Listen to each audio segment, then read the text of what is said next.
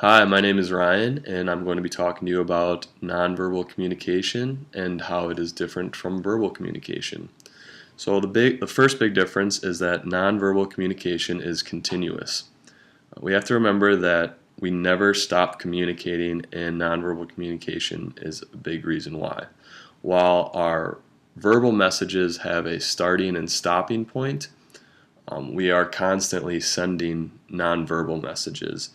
And those nonverbal messages are things like facial expressions, like smiling or maintaining eye contact, or things like the clothes we wear. For example, if I were to wear this Seattle Seahawks shirt out to the grocery store, even though I'm not going up to every single person I meet and saying, "Hey, I'm a big Seattle Seahawks fan," they would still get the message from my t-shirt that I am a Seahawks football fan. I'm actually not a Seahawks football fan. I really don't know why I have this shirt. Moving on, it's important to remember that sometimes nonverbal messages conflict with verbal messages. This often happens when we're lying or we're not being entirely truthful.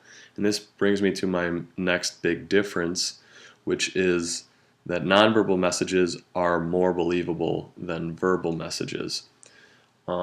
We tend to believe things like facial expressions or tone of voice or posture more than just the content of what we're saying.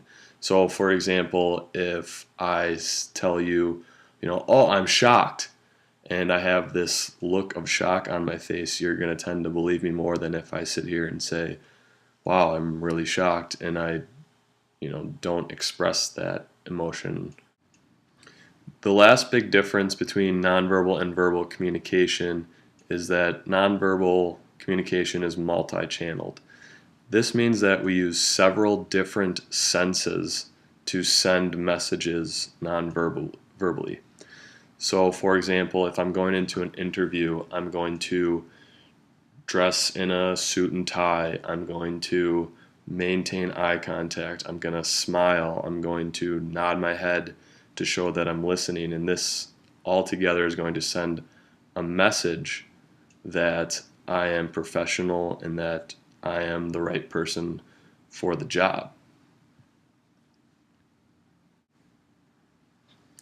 So to wrap things up here, I just want to review the three big differences that we talked about between nonverbal and verbal communication.